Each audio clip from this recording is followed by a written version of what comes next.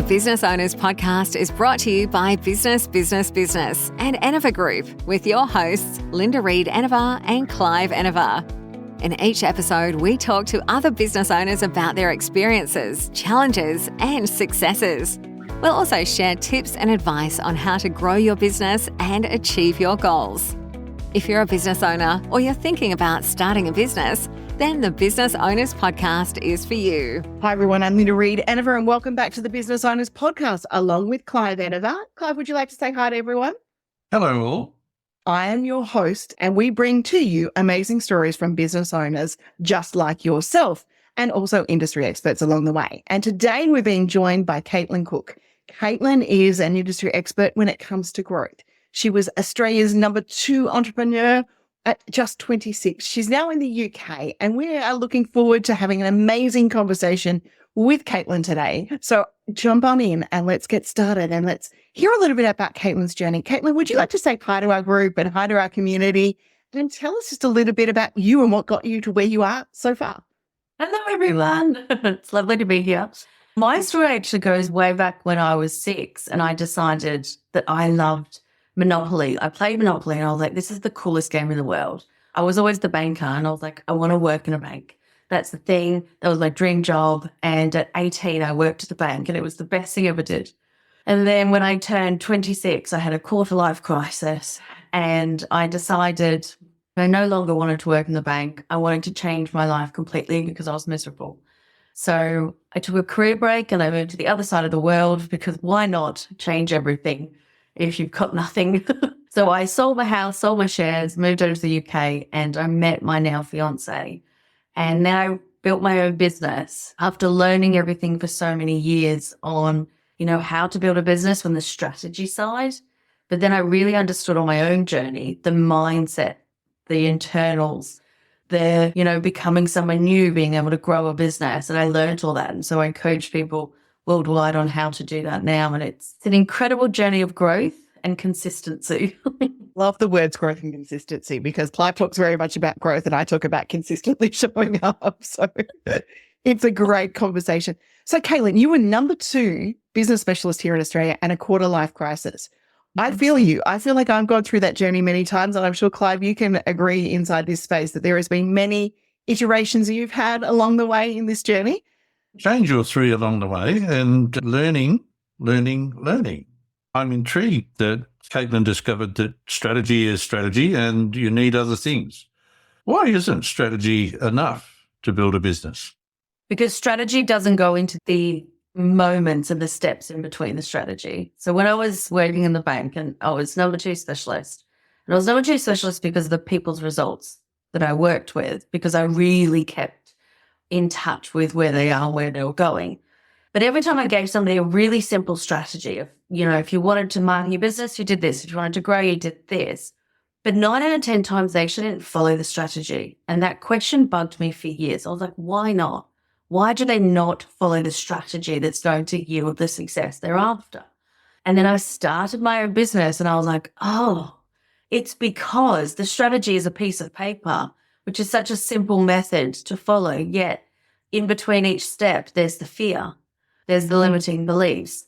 There's I'm not that person who can do that. I could never do that. It's all intertwined. And it's this depth of self-awareness I didn't realize was there until I walked the journey. And so now I come with it very relatable that strategy is easy, but it's being able to guide somebody between all of those steps in between that creates sustainable long-term success. Absolutely. There's all sorts of things that keep popping up at us. So how does one balance risk and opportunity when making decisions about their business? I'm very much about self-awareness. So you have to be aware enough to know your risk tolerance. So other people will tell you what risk you should take and everything, but if you don't have the capacity to take on that risk and back yourself, that's not a good option. But I am very much a believer in there's a lot of risk in business, so you've got to back yourself. So if you're somebody who's never taken risk and you don't know how to, learn how to back yourself. So it starts with those decisions of, if you say you're going to do something, do it. So it's this self-leadership that comes in with that as well. But risk to me has now become one of the greatest things I've ever done. I've learned how to jump out of a plane and build a parachute on the way down. And it yields incredible results. But at the start, I know it's very difficult if you've never done it before. I think for a lot of our listeners inside this space, and they are business owners that quite often have not got into business because they wanted to know the marketing, know the risk analysis, know the fear, know the process. And even myself, like I came from very similar to Kaitlyn, being a troubleshooter, being in the corporate PR and marketing world. Like I knew how to think on my feet and do all of that sort of stuff. But there was those bits that pop up in the business journey that you go, but I can't do that bit, or I can't do that bit.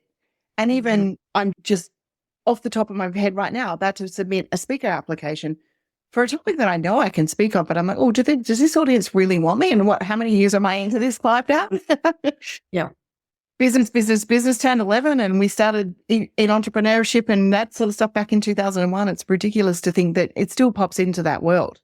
That brings me to my question on the list. Does positive thinking, when we're going through these journeys, is that the bit that we're missing, or what do we need to also be putting into these in-between steps to help us along the way? Oh, I love that question. If you can't already tell, I'm quite an optimistic, positive person. Haven't always been, but I am now. But I don't believe positive thinking is the answer. I believe awareness of what you're thinking is the answer, and feeling. So it's not, I'm just going to be positive, I'm just going to be happy. Because I tried that and I was miserable, and it just made me frustrated that I didn't feel better than I thought I should have. So it's meeting yourself where you are. So it's like, if you're scared, if there's imposter syndrome, if you're going to present us to do a speech and you're just like, actually right now I'm feeling scared. Why am I feeling scared? Feeling scared because I don't feel like I'm able to do it. Why not? And then you find the evidence of how you can do it. If you're just going, I can do it, I'm going to be great. But inside, internally, your nervous system is screaming, going, you're not okay. That's never going to work. But then you do get to a point when you practice understanding how you're feeling enough, and then have that inner dialogue, that you can ramp up the positive thinking. So, which creates a compounding effect of positivity. But you really need to know where you are first and have a conversation of what's at the back of this, what's behind this. A lot of time it's fear. And there's a story playing on in the background as to why we're the person who can't do that. So then it's changing that narrative. And given we've got all this positive thinking, we've got all our strategy, we've got all our activities planned out, we know exactly what we need to do, why is it that so many get stuck and find themselves unable to change that? Because as much as everybody wants a controlled roadmap of the exact steps it's going to take in order to achieve exactly what it is that they're going to achieve, they're going to be uncomfortable. And that is the moment where they feel stuck, because they're stuck in the discomfort of being in an unknown territory. So whenever someone comes to me, they go, Kaitlyn, I'm stuck. I'm like, you're stuck because you're not letting yourself feel the fear. You're not letting yourself feel what would it be like if you failed, and complete that conversation. So it's very much about understanding that you can't control it all. And believe me, I went through it today. I had a conversation with my fiance, and I'm like, I'm frustrated. He's like, why? I'm like, because I've got the strategy and I'm doing the steps, but I still can't control it all. And it's annoying me because I want to control it. And he's like, you can't. So I was like, just going to read my book and go for a walk. And it's being able to go, you know what, you can control a certain amount of things. And then some things you can't, and it's okay. And it's kind of how it's supposed to be, because who you are today will be different than when you take the next step. So you cannot predict everything. The moments you'll feel good, the moments you'll feel bad. But it's being able to back yourself to go, I'm feeling uncomfortable. Why? And question it. So change is an ongoing and necessary thing. Very much. Hence why I moved to the other side of the world and took a career break when I was at the height of my career. Because we need change. We need change to grow. If there's no change, there's no growth. And your business, you are your business. If you are not willing to change, your business will not change. So people come to me and they're like, my business is stuck. My revenue is the same as it has been. I'm like, it's because you're stuck. You're doing the same things you've always done. But yeah, you're wanting growth, so you need to change. 100% agree with that. And that really ties into the same world with marketing. I know Clive will see it in the business strategy component. But I want to do it this way. And I'm like, that's lovely. But if we continue to do it this way, we don't open up numbers of areas. And I just recorded a podcast. Don't think it's gone live yet, which is Not All Marketing is Social Media. Maybe we can go back occasionally to some of our traditional roots and tap into some of those things that are going on the way. So, Kaitlyn, I want to ask you a question. I know I'm going to throw you on the spot here, but we've got listeners that are out there today and they're stuck. Can we give them 3 steps that they could do just to get a little bit unstuck? It's just an activity that they can do to help move them through that process. So I'm going to talk about the external and the internal. The external is the strategy and the internal is how they're feeling. So they're stuck emotionally. So when somebody's stuck, to me, I first look at the vision. Where are they actually trying to go? Because if you're stuck, you're not moving. If you're not moving, it tends to be because you don't know where you're trying to go. So if you get clear on your vision, where are you actually trying to go? Conceptualize it. Put the pieces together. What does it look like? What's the end goal? And then you take that micro action step towards it. If again, you're still stuck and you're unable to take the action step, there's fear. And the way you'll know there's fear is because your mind is chaos. And by chaos, I mean you're spiraling and you're adding anger onto the fear and you're adding guilt onto it and you're going around in circles, then your body's feeling dysregulated. So if that's the case, what I find is people run away from that. And if you're running away from that, you're running away from a lot of other things in your business. So it's actually not running away, but just taking a deep breath and just like allowing the fear to be there. Don't run away from it, just embrace it, because fear means there's change, which is a really good thing. But we get so scared of the fear and feeling the fear that stops us in our tracks. And then we can't think beyond that moment.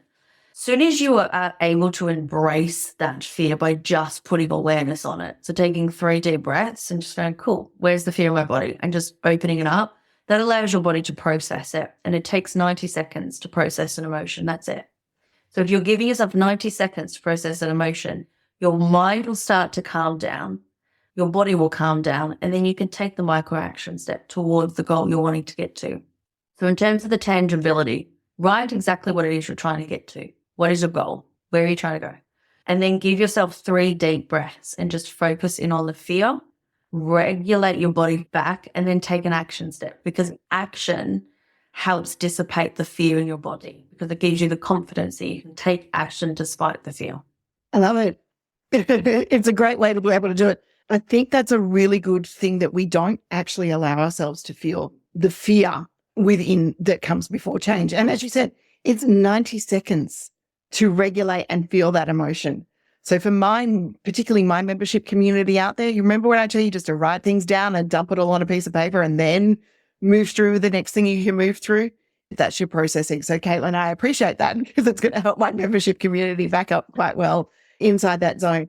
So I have a question for you from a marketing angle right now. What's your favorite way? Because we love to ask just a couple of questions that get in this space. What's your favorite way to market your business right now? I love videos. I love doing YouTube videos. That brings me so much joy and so much just purpose. So I purely, I do YouTube videos, but I'm going to be honest with you. My business has made over $1 million without social media or a website. Yep. So it's only been this year that I've actually started social media. So I'm actually in the learning realm of social media. And so previously my marketing strategy was word of mouth because I have such a connection and care for my clients. It was very much word of mouth, which I still think is the most beautiful way to market a business. Absolutely. And proof that traditional strategies still work along that way. Fantastic. Clive, have you got another question there for Kaitlyn? Yes. A person new in business often finds themselves stuck, sometimes through fear. There's always fear in the background, but caught between this or that. How do you help people focus on the right avenue given industry trends? So if somebody's stuck and they're like, I can do option A or option B, which one will I take? I always expand beyond just the business realm because, again, you are your business. So what is the lifestyle you're actually wanting? How do you want your life to be? Do you want to be working 12 hours a day doing a certain thing? Do you want to work 4 hours a day? That's going to dictate how much you need to be in the business to grow it. Do you want to set it up to sell it? What is it that you're wanting? When it comes to trends, I'm a bit different. I've never actually been in the industry trends. I don't look at that.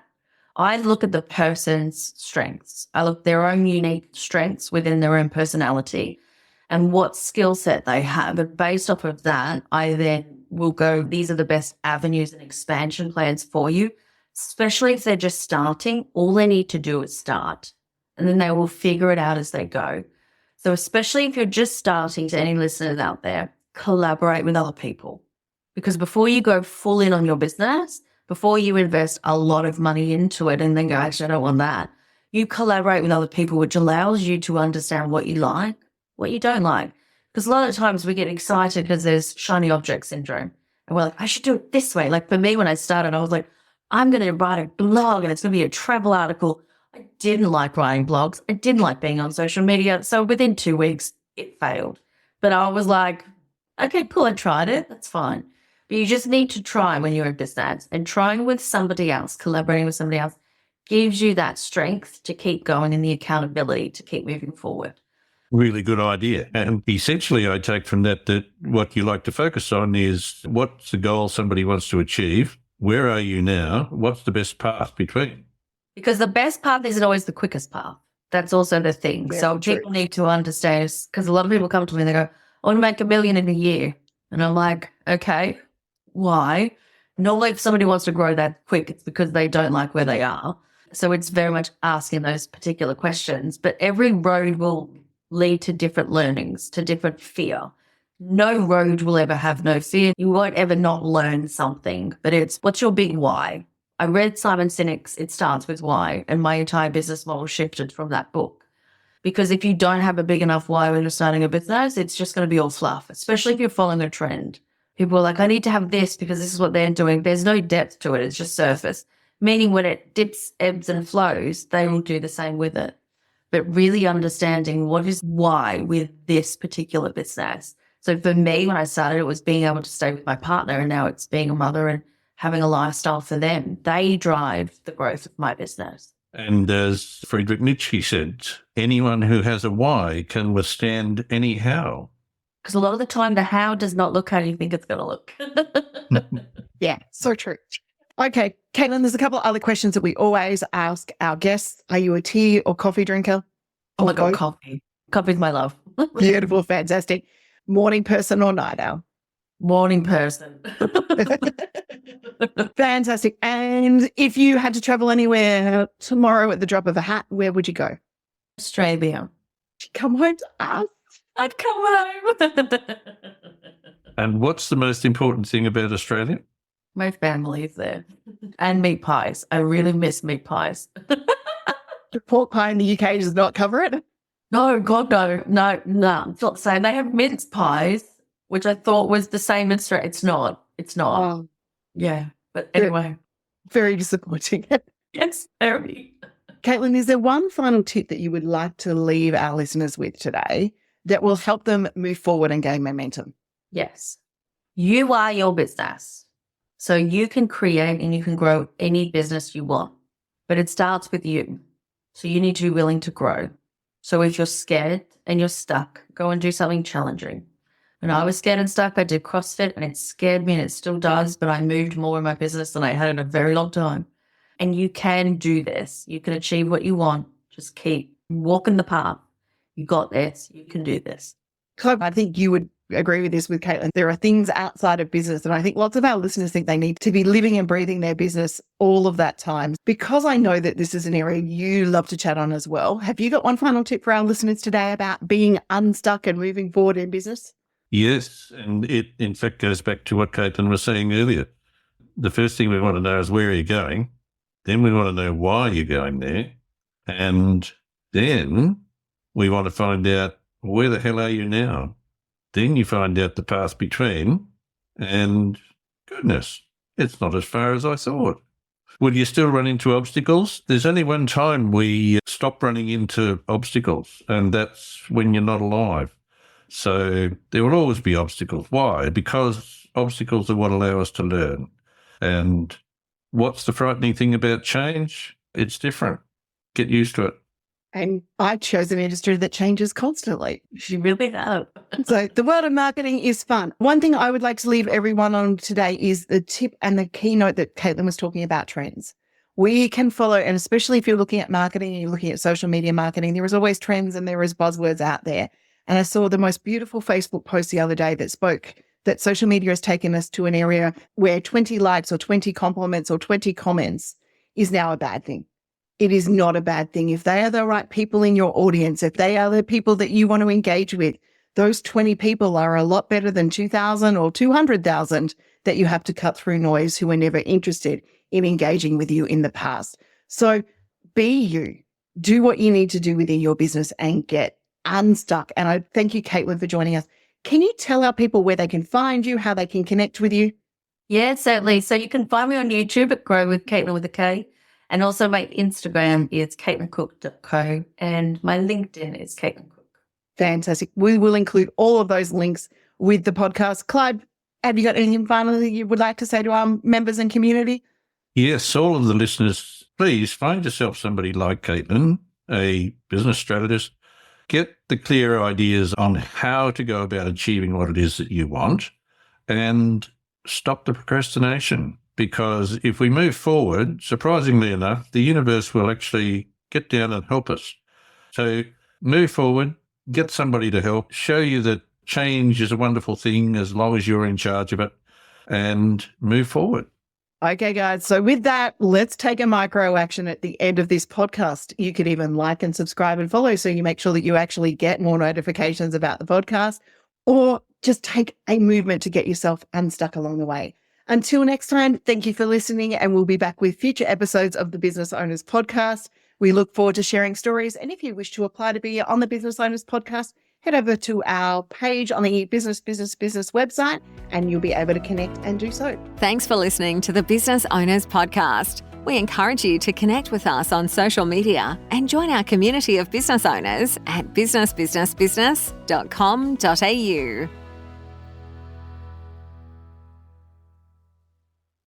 Hey, y'all. As a growing family, my husband and I love game night, especially when it's Wayfair edition. Let's do it. You got to name as many Wayfair furniture and decor categories as you can. Ready? Go. Sofas, bar stools, beds, ottomans, outdoor seating, bookshelves, kitchen tables, garden sheds, mid-century modern lamps. Time. Nice. You got 9 out of a lot. Not too bad. Keep practicing by visiting wayfair.com, where you can shop every style for every home. Wayfair, every style, every home.